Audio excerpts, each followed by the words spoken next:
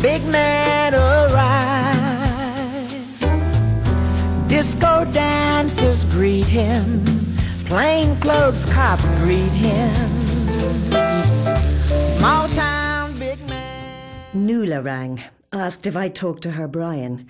He was highly suspicious of women going off on their own, a bunch of us together, particularly her, my sister Nuala. And isn't he right? I asked Nuala, reminding her of our famous week in Dingle when she went off with that young artist. Missing for 3 whole days, and I nearly out of my mind with worry. Not to mention the great cover-up. Her husband constantly phoning our hotel. Her bed was virginal most of that week. Virginal isn't exactly a word I'd use to describe my sister Nuala. I was the virginal, sleeping in a room for 2 all on my own. She came back minutes before we were due to leave, with a photograph of a painting in her purse. And isn't Brian right to be suspicious? I repeat, glaring at her and demanding an answer. Nuala sighed, studied her new false nails, stretching her arms and splaying her fingers, allowing the light catch the sparkling rhinestones stuck on each red and black nail. He was only after my body. It was for an exhibition. Sure, my face wasn't in the picture at all. No face, no scandal. And for goodness sake, that was ages ago. Last year. But Rosie, I'm sensible now. A reformed character. I sigh. Nuala is gorgeous with a capital G. An hourglass figure to die for. Her hair a luxurious auburn and that porcelain skin to show it off to perfection. Yeah, she's just simply divine. And what's more, she's on the right side of 40. I wish I could hate her, so I wouldn't have to cover up for her all the time. But she is my baby sister. So would I try to persuade her Brian to let her come to Rome? A little devil, or it could be a little saint on my shoulder, whispered, just this once stand up to her and fight, say no. Rosie, are you still there? Will you? I'm standing in the hallway of my home. I catch a glimpse of myself in the mirror. Oh my God, no. Oh, for a split second I thought I was my mother. I am only 42. I am not old. I am in my prime. But the mirror doesn't lie. Look at those grey streaks. Look at that coarse, colourless orange peel skin. Look at the lines. Help, help. Rosie! What? Why are you shouting at me, Nuala? Rosie, you have just simply got to get me on that trip or I will go crazy. Did I hear myself say yes? Her Brian wasn't easy. He knows her only too well. So sitting at her kitchen table that evening, I try all my powers of persuasion on Brian, her beloved husband, the immovable object, while Nuala sits demurely beside me. Rosie, he addresses me, his lips in a tight line. What did your husband say about you going off gallivanting in Rome? I pause. Tell you the truth, I hadn't even mentioned the pilgrimage to him yet. But I wasn't going to let Brian know that. Really, there was no need for me to consult my husband on every single thing I do. I know going to Rome is a biggie, but I make my own decisions. Always have. Patrick never puts a spanner in the works as far as I'm concerned. He hasn't a jealous bone in his body. He trusts me implicitly, Brian, I say haughtily. And I can't see why you've any objection about Nuala coming with me. It's an all-woman pilgrimage, for heaven's sake. There's a pause, a huge sigh of resignation, and eventually a reluctant yes, his lips in an even tighter line. I look at Nuala. Thanks for inviting me, Rosie, but I'm not sure I have enough money to pay for the pilgrimage, she says, putting great emphasis on the word pilgrimage. A tear spills from the corner of each eye, slips down her cheeks and drips into her perfect cleavage. The very act released a puff of that heavenly perfume she wears for special occasions, and Brian's nose twitched. He was totally outclassed. He wiped away all protest, smiled lovingly at her and said he'd take care of the cost and she could go. When eventually I mentioned the Rome trip to my own husband Patrick, he didn't as much as bat an eyelid. Of course you'll go. Is there enough money in our savings account? And I sigh, a great sigh of longing. Or is it exasperation? Sometimes I wish he would censure me, put his foot down, throw a fit or turn luminous green with jealousy. Thing is, I suppose he really has no need to. I never rock the boat. Yes, good old reliable Rosie. Trustworthy, sensible, predictable. That's me. That makes me dull with a capital D, doesn't it? Duller even than the proverbial... But I'm not. I don't want to be. Deep down somewhere inside me, there's a Tina Turner working up a volcano. I feel her wake-up pinch every now and then. Someday I promise myself she will erupt, my Tina Turner volcano within. I must do something about myself. But what? Where to start? Should I consult Nuala? No, this is for me. I get myself a couple of sets of nice new, very expensive underwear. OK, so it's plain white cotton, no frills, no lace, no thong. Oh, but it feels so good, so fine, and even slightly sexy. But does my beloved husband notice the beginning of change in me? No, not yet. But I've never felt better, and I think I look great. 6 weeks later, with Nuala's Brian heavily reassured and my Patrick shoving extra spending money into my hand, Nuala and I taxied to the airport. Our road leading to Rome. Italy.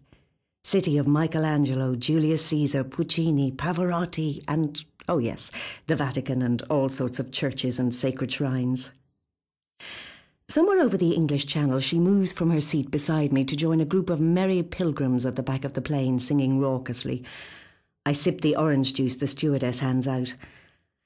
I'm half dozing when the captain announces that the Alps are on our left. There's a mad scramble of women to the other side of the plane. They ooh and ah over the snow-covered mountains.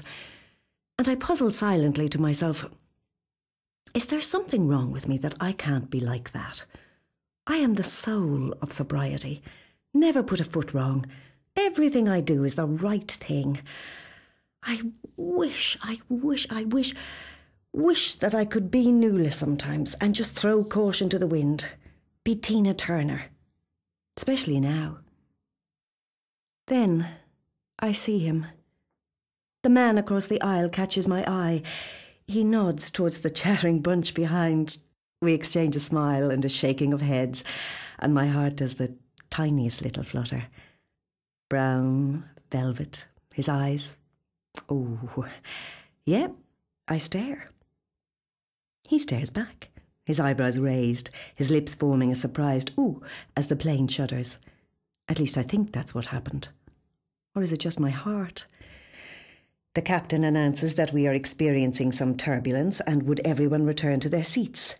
The fasten your seatbelt sign flashes and Nuala flops back down beside me and the magic moment between Brown Eyes and myself is shattered. Once we land, there are swarms of women rushing, dragging, pulling and pushing at the luggage carousel. See you later. A man's voice behind me. I turn, and Brown Eyes is walking away. He half turns, smiles and continues on until he melts into the throng. I watch, hoping he will re-emerge. No sign. Then Nuala is beside me with our luggage. Ah well. An hour later, I'm looking out the window of our hotel in Rome. Down below is an amazing fountain pouring out streams of sparkling water. La Fontana dei Quattro Fiumi, the guidebook calls it. The fountain of the 4 river gods. And in the square surrounding it there are several pavement cafes. Noise, lots of it, loud conversation with much gesturing, manic traffic, dust and heat and Italian... No, not just Italian. Roman. Yes, a beautiful Roman sunshiny afternoon. Ah, no, I don't believe it. Hold it. Stop the lights. Look, he's there. The man from the plane, the luggage carousel, Brown Eyes. Uh-oh. I wave. He doesn't see me. I wave again. Oh, yes. Sees me now. Smiles. He waves, mimes. Mimes what? Drinking. Uh-oh. Coffee, I mouth. Shakes his head. What? No. It's vino, of course, wine. Out there in the square. Romeo nods and points at a table set for two. Uh-oh, I feel a royal flush sneak up from my toes all the way to my scalp. Rosie, you can have this space for your clothes. Huh? Rosie, you come away from that window, unpack your bag and put your clothes into this space in the wardrobe. Nuala has brought me back to earth. She has her clothes already hung in the wardrobe.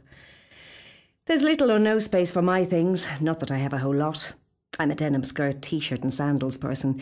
Nuala can have the whole wardrobe for all her frills and flounces. I have other things on my mind. I'm going out, I say, and I shove my case under the bed. I'll come with you, Nuala says. I'm only going for some stamps for postcards, I lie. Oh, will you get me some? Sure. I'm starving. We'll dine as soon as I come back. Don't be long. I need to check out the waiters. Nuala laughs. I slip out of the room and try not to hurry as I go down the stairs. Why should I hurry? No need to. Brown Eyes is out there at a table by the sparkling water fountain waiting for me. Waiting for the real Tina Turner to emerge into the late afternoon sun. I step out, and a youth on a bicycle nearly knocks me down. Where did he come from?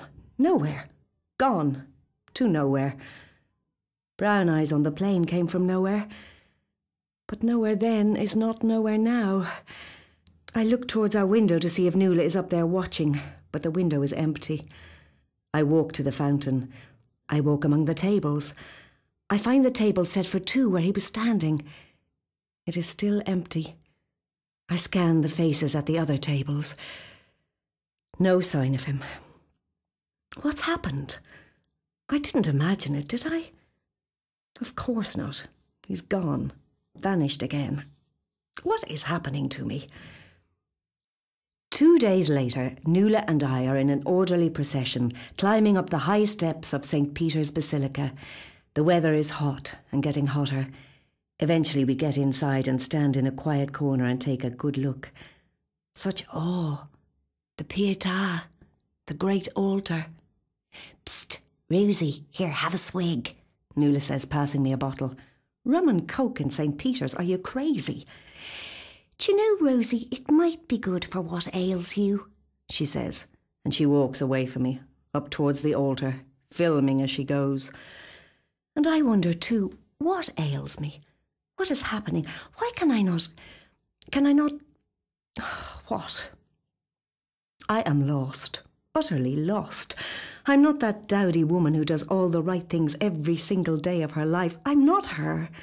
I have a soul. Soul. Yes, I have. Soul, soul, soul. Haven't I? I'm Tina Turner in disguise. I'm Tina Turner in the wings. I'm Tina Turner waiting for the show to begin. I'm Tina Turner waiting as the band strike up. I'm Tina Turner waiting for the nod from the stage manager. I'm Tina Turner waiting for the curtain to be held back.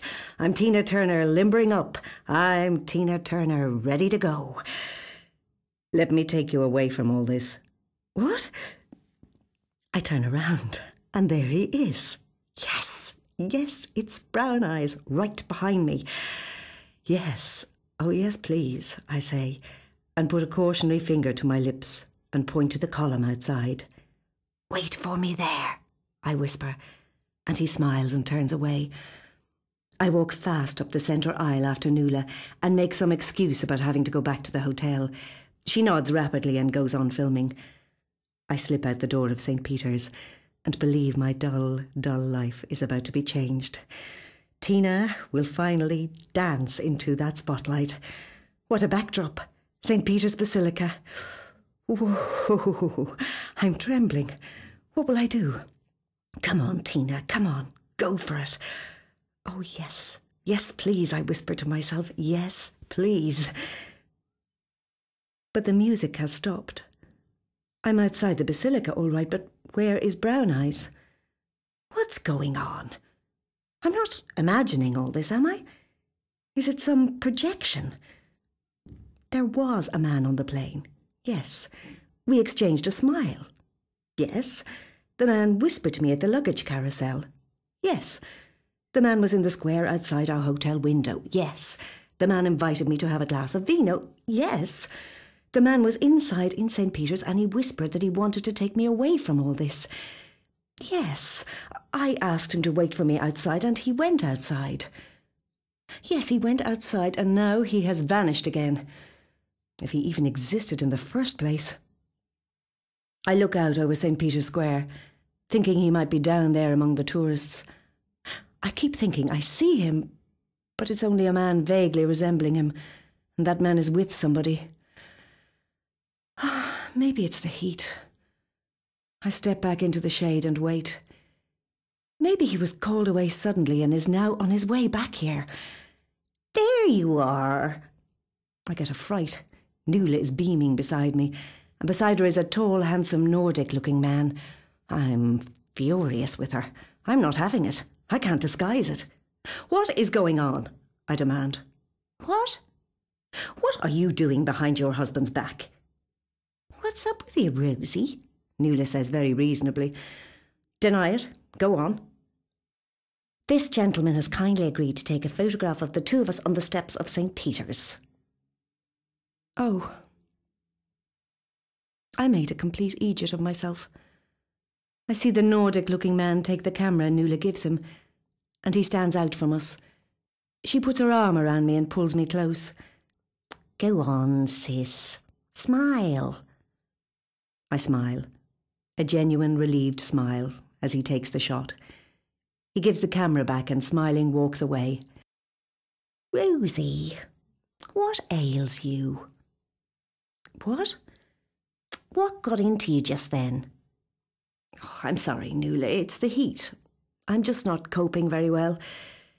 Maybe you should go back to the hotel and lie down for a bit. What will you do? I'll go with you. I'm supposed to be chaperoning you, Nuala. I'm supposed to be looking after my baby sis. You are. You're doing a great job. Am I? You're not well. You're right. I'm not well. Baby sis will look after you. After we'd eaten, I went up to the room and looked out the window into the deserted square. It was late, and a few couples sauntered in the warm night. I watched them till they disappeared from view. Nuala was on the telephone home. Thought it ironic that it was she who was talking to her husband, telling him that tomorrow we would be visiting the house where John Keats had lived. The poet taken from the world too soon.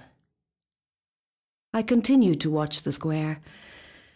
I was convinced that if I sat there at the window long enough, brown eyes would appear down near the fountain and wave to me from somewhere in the hidden volcano deep within. Tina Turner would again begin to tap her dancing feet. The big man arrives.